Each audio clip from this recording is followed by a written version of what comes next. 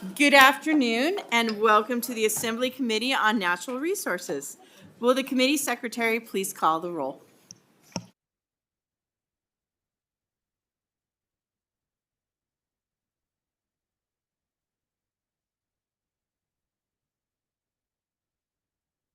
Assemblymember Considine. Present.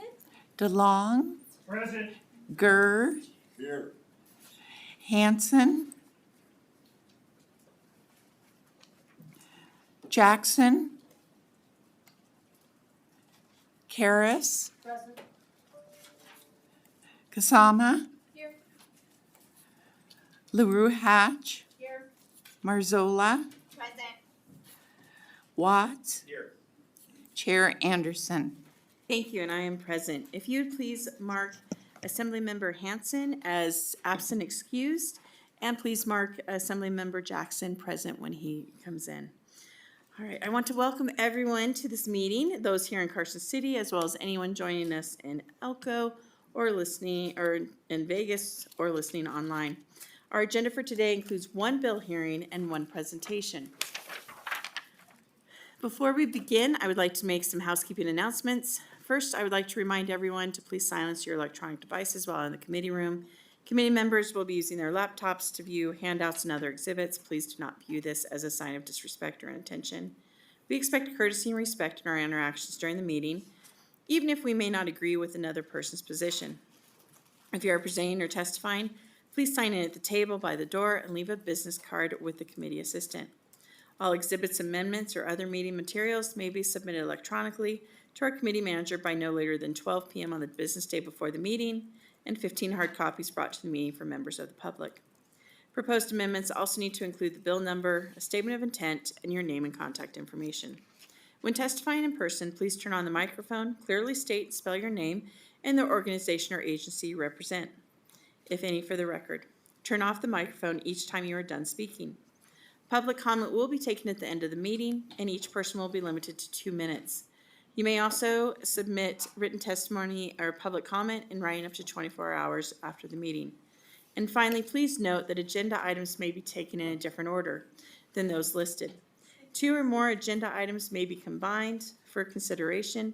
An item may be removed from an agenda, or discussion of an item or agenda may be delayed at any time. At this time, I would like to open up the hearing to Assembly Bill 80, which establishes provisions related to soil health. I believe it is our Vice Chair, LaRue Hatch, that will be presenting today, and any others that you would like to have join you. Please introduce yourself for the record whenever you are ready to begin.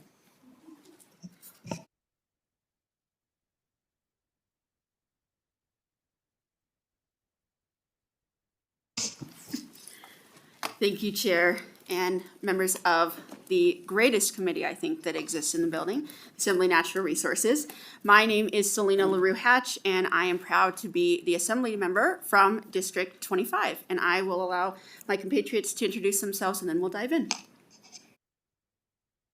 Good afternoon.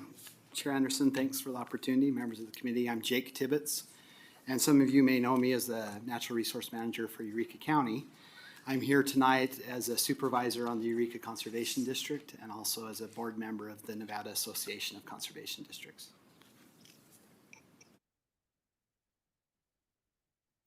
Good afternoon. I'm Joseph Frey, a farmer rancher, Fallon, Nevada. Been on a regenerative ag soil health journey for the last 10 years now. Got asked to speak here today just from my experiences, both from a soil health perspective and an economic perspective of the benefits that this bill will show for us. And Assemblymember LaRue Hatch for the record. So we know that we are on a time limit, so we are going to go through this quickly.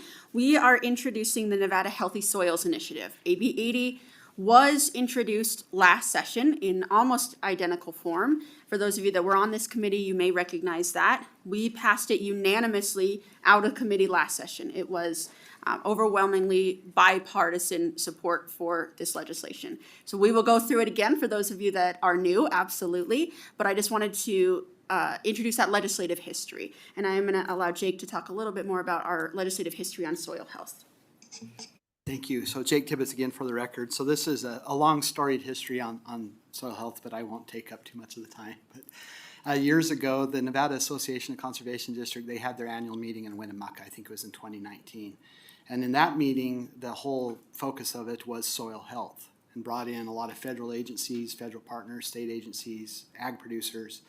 And it was determined at that meeting that folks did want to stand up a formal soil health initiative in the state of Nevada. So fast forward to the 2021 session, there was Assembly Joint Resolution 2 that was passed, and it did recognize the health of forests, rangelands, and soils, and the importance of that for quantity and quality of water and just general benefit of the state of Nevada. So in that resolution, it did call for the 81st session of the legislature, but within there, it does talk about identifying and establishing voluntary programs within the limits of legislative appropriations and other available money to address the health of forests, rangelands, and soils. So the legislature weighed in through resolution way back in 2021. And as the Assembly member mentioned last session with AB 108, so here we are again, really trying to get that stood up this session, and we have a lot of support behind it, we believe. And Assemblymember LaRue Hatch for the record. So the whole point of this initiative is to promote healthier soils and to help our agricultural producers to accomplish healthier soils through regenerative agricultural practices and other scientific-based practices to improve soil health. So I'm going to pass it over to Joe, who has direct in-the-field experience with these practices. Joe Frey for the record. I'm going to start with human health, and we have slowly become a nation plagued with obesity, autoimmune, mental health disorders. Our guts need biology to function, not so much chemistry, which is the common agriculture practice of the time that has evolved. So what is soil health? Soil is a living thing. If it's not alive, it's just dirt. There should be tons of life teeming in the soil. Regenerative ag is a practice, which is, I would call it a series of practices that promote soil health. So regenerative agriculture is farming and ranching in synchrony with nature and the 4 ecosystem processes to repair, rebuild, restore, and revitalize ecosystem function. Starts with the life beneath the soil and expands to the life above. CO2 has left the soil and entered our atmosphere over the last 150 years. And the practices of regenerative agriculture seek to repair this carbon cycle. Most of our grazed and farmed land today has very little biology left in it. We need to eliminate tillage and chemical practices that happen today to build our soil health. Why we need soil health. Better soil grows better plants provide more nutrition feeds more people. The economics of regenerative agriculture are better. I've proven this on our own farm. I've completely eliminated all synthetic pesticides and fertilizers over the last 10 years, and my bottom line has remained the same, and I think even better with the current commodity situation that's going on in our nation. And one other big highlight for our state is water infiltration increases. More water is captured and stored in the soil. When you have biologically active soil, it acts as a sponge. For every 1% of soil organic matter, you gain about 25,000 gallons of water holding capacity. And so, yeah, we're going to see water reduction usage in our state. Thank you. Assemblymember LaRue Hatch for the record. So now I'm going to pass it to Jake, who will walk through how this program will run and why specifically we are running it through our conservation districts. Thank you again, Jake Tibbetts for the record. So conservation districts in the state of Nevada and nationwide are very well established. There's 3,000 conservation districts throughout the nation. They were born out of the dirty 30s, the Dust Bowl era, and it was that model of helping local communities stand up to the plate and conserving soil resources at the time. So Nevada did incorporate kind of the model statute. It's been revised a bit over time, and that's in NRS Chapter 548. And that outlines conservation districts and the State Conservation Commission, which is envisioned that this will fit under that. The legislature has declared in that statute, and if you would indulge me, I'll just read it here. It's NRS 548-105. And it's a legislative declaration, leadership by local communities. It is hereby declared as a matter of legislative determination that persons in local communities are best able to provide basic leadership and direction for the planning and accomplishment of the conservation and development of renewable natural resources through organization and operation of the conservation districts. That exists today. That structure is in place. There are 28 conservation districts covering the entirety of the state of Nevada. So if you don't know who your conservation district is, we need to get you connected with them because they are kind of one of those best kept secrets. There's a lot of great work the conservation districts do. They are already established, have a lot of great relationships with our federal partners, other state agencies, local community-based organizations, and those relationships are established already. They're built on that mantra of locally led, incentive-based conservation, which this initiative is looking to fall within that same framework. Conservation districts can legitimize the compromises necessary at the local level that are needed. They, again, build those relationships of trust with ag producers, other community members. It's just a great fit for things to be placed within the conservation districts. The State Conservation Commission is the entity that kind of oversees the conservation districts. And if you were to look into the statute, it also says that they are the state entity that is called out to coordinate with the USDA Natural Resource Conservation Service. And we have a great relationship with them. And a lot of the funding, a lot of the programming, a lot of the technical expertise that could come to bear through this program would be through the Farm Bill programs, NRCS, and the USDA. So having that already established framework puts us, light years ahead of trying to establish a program because we have the framework in place to basically hit the ground running.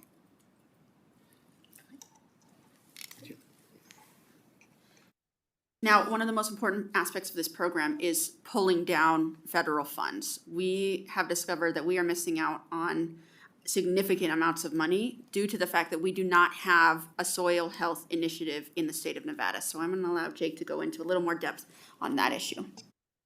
Thanks. So Jake Tibbetts again for the record. This has kind of been a movement nationwide where many states have stood up soil health programs, formal programs. Many of our neighboring states, Utah, Colorado, there's a lot of formal programs. I know there is some information that others are sharing. I think it's 19 states that have stood up programs. There is a question about, well, why do we need this program? So I can say the State Conservation Commission could prioritize soil health as something within their current statute, but it doesn't formalize a process. So looking at the funding side of things, I just spent much of last week in Salt Lake City at the National Association of Conservation Districts meeting there, and was able to have conversations with folks from Utah, folks from Colorado, and ask them, did it really benefit you to stand up a formalized soil health initiative in your state? And they all answered yes.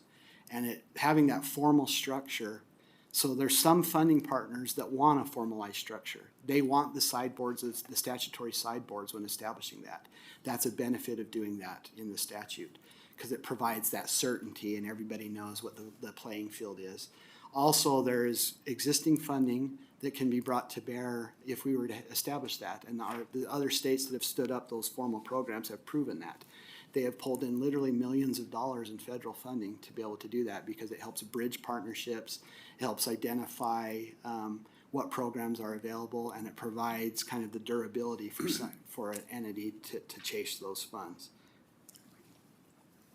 Assemblymember LaRue Hatch for the record. So now I will briefly go through the actual contents of the bill, and then we will stand for questions. So in the bill, we are referencing the bill as written, but there is also an amendment that has been produced in consultation with the Department of Agriculture and other stakeholders to make sure we're really hitting the intent of the bill. So I will reference both. There are printed copies at the front, but I think that every member has them as well. So sections 2 through 5 are definitions within the bill. You'll notice we are amending section 3 to align the definition of producer to what is already in statute. We realized if it's in statute, there's no reason to write a separate definition. Let's just reference that. Then we get to section 6. Section 6 creates the Soil Health Advisory Board. It consists of 9 members. This includes a representative from the Department of Agriculture, the Division of Environmental Protection, and the Division of Public and Behavioral Health.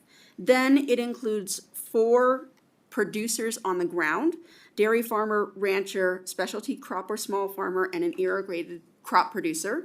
It also includes a tribal representative and a person engaged in research relating to soil health. This is because we wanted folks that are on the ground to offer their expertise, folks that are actually going to be impacted by this program, to have a voice in this. Beyond that, in section 6, it establishes the terms of office and the appointments. And then you'll notice we are making a change in section 6, sub 1, sub 5. We have determined that the members of the Soil Health Advisory Board will serve without compensation per diem or travel expenses. While we want to compensate folks for the work they're doing, we have to recognize the fiscal situation that we are in, and we have to recognize that we don't have infinite amounts of money. And so we made that change in the hopes that we can stand up the program. We absolutely believe we have folks that are willing to volunteer their time to serve their community in this way, and so that is why we are making that change there. Section 7 includes the tasks of the Soil Health Advisory Board. You'll notice we have an amendment there as well. It says the Healthy Soils Initiative must, without limitation, to the extent funding is available, and then it has the list. Again, that is recognizing the financial situation. We also added an amendment to sub A of that section, encourage the widespread adoption of soil health practices by agriculture producers, both in number and acres. We wanted to make clear what widespread means. It means lots of different folks, but it also means many acres that are being treated and improved in their soil health. If we continue on, section 8 establishes the voluntary grant program. So this initiative can engage in education, and it can engage in research, but it can also engage in grant programs to help producers, because as they're making the shift to regenerative agriculture, it is often expensive in the beginning stages, and so we wanted to help folks as they needed it. You'll also note in that section that nothing can be forced. This is not a mandate. This is entirely a voluntary program that people can opt into. You know, I grew up on a ranch. We talk to folks that are in this sector. We understand that top-down forcing of folks to change is not effective. We want people to voluntarily opt in.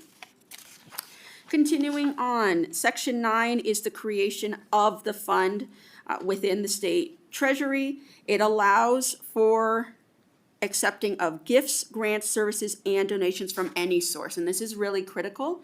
While we are stripping out state funding, we are still allowing for private donations, we are still allowing for federal funds, so we still believe that we can pull down funds to help stand up this program. Section 10 mandates that the participants of the program will remain confidential. We're not going to release their information. Sections 12 through 59 are conforming changes, so we get to skip those, which is wonderful. I skipped an amendment, apologies. Section 11, we added in that verbiage to the extent funding is available. Again, I already spoke to that issue. And then repealing section 60 is part of our amendment because that is a direct appropriation. We are now stripping out the $250,000 direct ask appropriation. And that is the bill. And Chair, we stand ready for questions. Thank you. So I think we do have a question first from Assemblymember Watts. Thank you, Chair. Thank you all for the presentation. It's good to see you again. I'm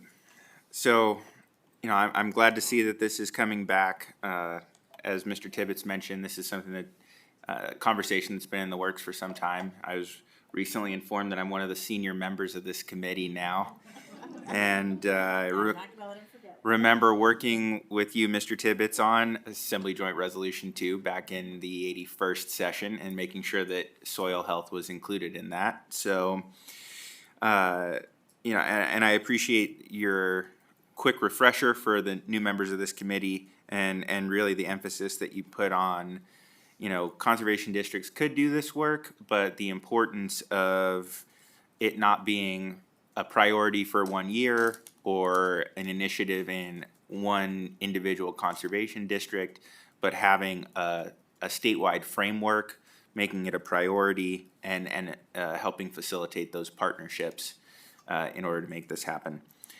So with all that, here's my question. Looking through the amendment here and hearing the presentation, it sounds like with kind of the few technical adjustments and then some of these other adjustments, this is essentially the same legislation that this body saw last session. And then with these adjustments, my understanding is that there would no longer be a fiscal impact to the bill. Hopefully, we can get to a point where the state can make some investment in this, because I think it's important. But understanding the budgetary situation that we're dealing with, is that understanding correct, that this is essentially the same legislation that we saw last session with some of these technical adjustments and then addressing the fiscal issues? Assemblymember LaRue Hatch for the record. Chair, may I go direct? Please. Thank you. To answer your question, Assemblymember Watts, yes, it is virtually the same bill that we passed unanimously out of committee last session, but with the fiscal components removed in order to alleviate that fiscal burden on the state. Thank you. Assemblymember Considine. Thank you, Chair. I just had a quick question. You went over this really well, but in the changes for Section 3, agriculture producer, you have the change for producer, and then below that you have farm products. Is that because you're taking out agricultural producer and both products and farm products makes up the agricultural producer? Just for clarity, thank you. Assemblymember LaRue Hatch for the record. So yes, I put the definitions of producer and NRS there in parentheses. So you'll notice producer says any person engaged in the business of growing or producing any farm product. And therefore, we also wanted to make sure that farm products were defined. So those two will be replacing agricultural producer. Well, thank you so much. I don't believe there are any other questions from the committee. Great job and great speed too. So we will actually move into testimony if we could. And just a reminder, please remember to clearly state and spell your name for the record. Please testify in support if you support the bill in its entirety. Testify in opposition if you oppose anything in the bill, even if it's just one small word, but you agree with the rest. And testimony in neutral is not taking a position. It is simply providing us with information. Please limit testimony to 2 minutes. And I do also ask this. We are expected to be on the floor by 4:45 for speech. And so if you hear somebody else say the same thing, you are more than welcome to come up, say your name, say your organization. And ditto is a great word for us. Just saying. So if you are interested in testifying in support of AB 80, we'll start here in Carson City.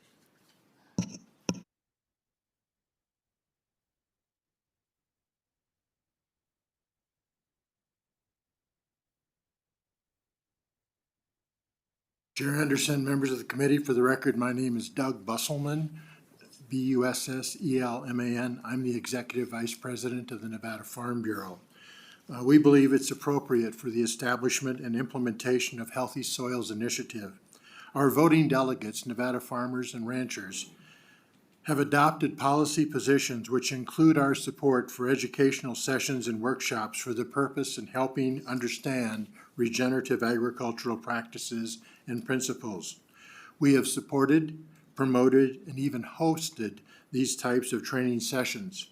Additional policy statements speak to our support for conservation practices which fit in with the operations of plans of agricultural producers.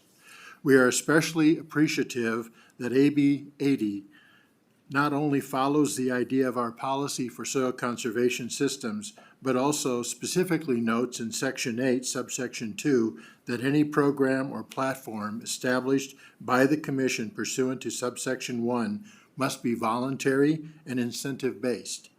The subpoints of A and B of this subsection further explicitly protects voluntary participation and prohibits mandates of implementation of soil health practices.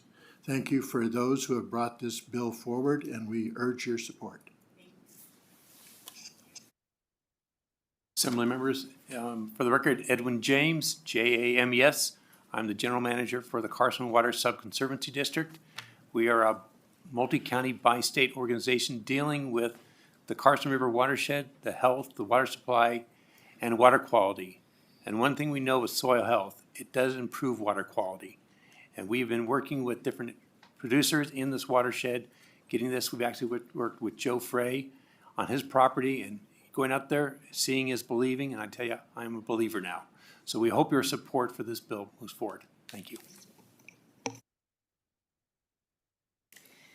Good afternoon, Olivia Tanager, Director of the Sierra Club's Toyabe chapter. For the record, on behalf of our over 40,000 members and supporters statewide, we are happy to support this bill again, and we will refer you to our comments last session and submit further comments in writing in support, but urge your support of this important initiative. Thank you. Thank you, members of the committee. My name is Vincent Guthrow, last name spelled G-U-T-H-R-E-A-U. I serve as the Executive Director of the Nevada Association of Counties, or NACO. It should come as no surprise to this committee that we believe in locally led leadership and efforts, and we support AB 80, and we look forward to its passage. Thank you. Good afternoon, Chair and members of the committee. My name is Jane Amone, and I'm the External Affairs Director of the Nevada chapter of the Nature Conservancy. The Nature Conservancy supports AB 80 with the proposed amendments, healthy soils cycle and store carbon. They improve water security, and they play a critical role in helping us both mitigate and adapt to increasing heat and aridity in our state. The Nature Conservancy has been working on soil health for a number of years across our numerous business units. And in our written testimony that I've provided to the committee, I provided a few links to some resources that our organization has developed regarding regenerative agriculture and soil health and some of these topics that this bill touches on. And so just more rationale for why this is such a great idea for our state. We appreciate Assemblywoman LaRue Hatch for bringing this forward, and we urge your support for AB 80.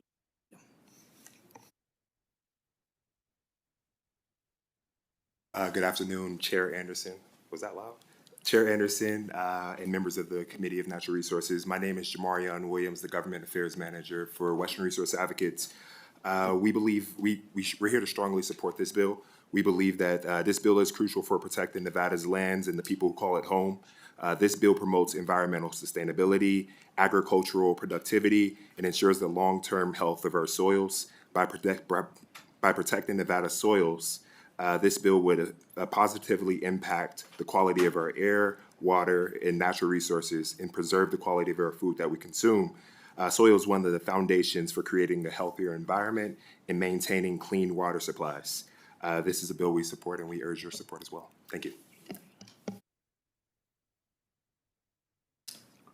Madam Chairman, Chairwoman, and members of the committee, my name is Doug Martin. I am a member of the Nevada Tahoe Conservation District, a commissioner on the Nevada Conservation Commission, and the immediate past president of the Nevada Association of Conservation Districts. I support Assembly Bill 80. I like to refer to it as the anti-silo bill. The importance of a Nevada soil health program is to enhance and expand soil conservation practices by creation of a coordinating organization bringing together those whose practices and missions are to support soil health either directly, such as farmers and producers, or through outreach, such as our state cooperative extension offices, teaching and research, such as my alma mater, the University of Nevada College of Agriculture, and those who demonstrate and practice, such as conservation districts, state agencies such as agriculture and DCNR, as well as science through NRCS support. Secondly, it acquires funding, grants, and donations to support the key actions of soil health, demonstrating and educating voluntarily and sharing to support producers and practitioners of soil health. And lastly, to provide funding to those who do the work and to those who want to build capacity. Thank you very much.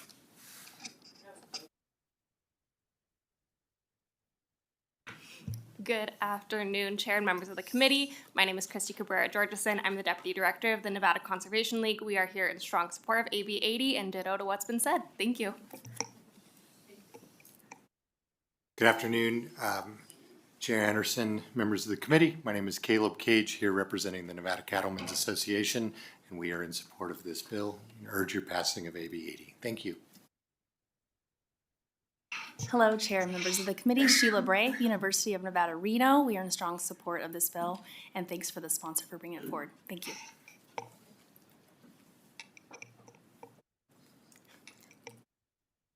Anyone else here in Carson City who would like to testify in support?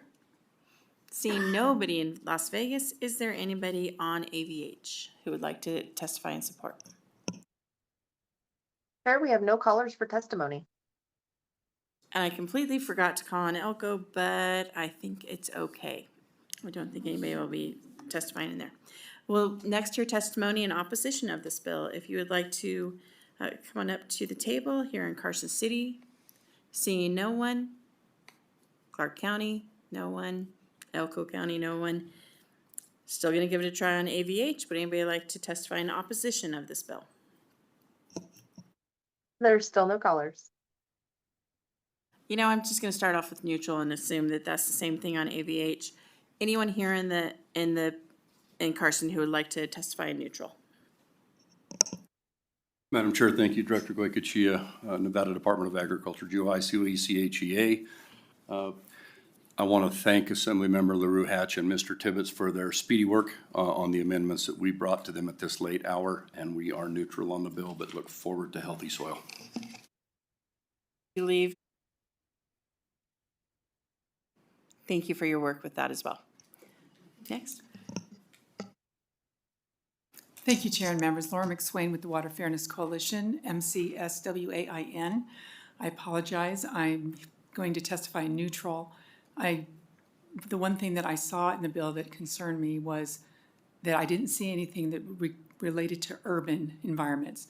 I saw the agriculture. I certainly wouldn't want to go against anything that's going to help the state in a broader sense, but I have very serious concerns about our soil health in Southern Nevada. So thank you for your time. Thank you. Anyone else who would like to testify in neutral here in Carson City? Seeing no one, would you like to make any closing comments? Thank you, Chair. Assemblymember LaRue Hatch for the record. I do want to clarify, this does apply to urban producers. Anybody that is working on soil health anywhere in the state, this should support their work. Thank you so much for the hearing. Thank you. So I will now close the hearing on Assembly Bill 80. So Mr. Tibbetts, would you like to come back to the table to give us your presentation that I think you've already been canceled once. So thank you for giving us a brief presentation again of your information that you have spent a large amount of time getting together. Thank you, Chair Anderson. Again, Jake Tibbetts for the record. I appreciate the opportunity. I was kind of hoping I'd be punted again. It's been, but I will make it quick. I know we just have a few minutes, but it's good to see many of you again. I'm pleased to meet many of the new members. So I am the Natural Resource Manager for Eureka County. I've been in this role for about 17 years. So I've been at many sessions in front of the legislature here. You'll see quite a bit of Eureka County at the hearings. We're very engaged in natural resource and public land related public policy issues. I'm here to provide just a quick overview, not just from a rural county, but from a frontier county. It's what we consider ourselves in Eureka County, on things that we believe are important to consider when you're developing public policy related to natural resources and public lands. And what I would assert are proven effective ways to coordinate with our federal partners and our other resource agencies to the maximum extent possible, so we can strive to have maximum extent consistency with the plans, policies, and controls of both the state as well as our local counties and tribal entities in the state. And much of what I'm going to share here would also apply to our state resource agencies as well. Eureka County is kind of a microcosm of a lot of the rural counties in the state. You can rattle off all the statistics. We're about 81% public land, mostly BLM, or Bureau of Land Management, but we also have some U.S. Forest Service lands in Eureka County. Nearly 100% of our social and economic stability relies on natural resource use and sustainable natural resource use. And that also includes the outdoor recreational economy as well. Nearly everything that our natural resource entities and industries do in Eureka County is either on or in concert with public lands, federal public lands. So that nexus is very important to understand and how that all plays. When I was in front of the committee a week or two ago, for 30 seconds, I did provide a handout at that time. I'm not going to step through that, but I would just reference that for the committee's leisure in looking at that. But there's basically 4 primary opportunities that I think can really help when we're establishing public policy in the state, and those were outlined in that handout. I'm not going to talk about any of the specific issues. I want to talk about the process. So And I can only give you 1 more minute. Okay, 1 more minute. So the main things is recognizing and trusting local communities to come up with solutions and to work through those processes. The second is establishing and clarifying what it means for the government to government coordination amongst local tribes as well as our federal partners. The third thing would be filtering everything through the lens of sustainable conservation and what that means, and defining what that means in comparison to protectionism, so conservation versus protectionism. And then the fourth thing, just really want to touch on it real quickly, is it's kind of a buzzword now for permitting reform and streamlining a lot of things. I do want to recognize that many, including Eureka County, our way to engage with federal agencies is through the permitting process. So as we're talking about streamlining permitting and cutting through red tape, acknowledging that we can't do that at the expense of local government and local community engagement. So those are the 4 primary things I'd like to leave with you today, and I'll stand for any questions or let you go on your way.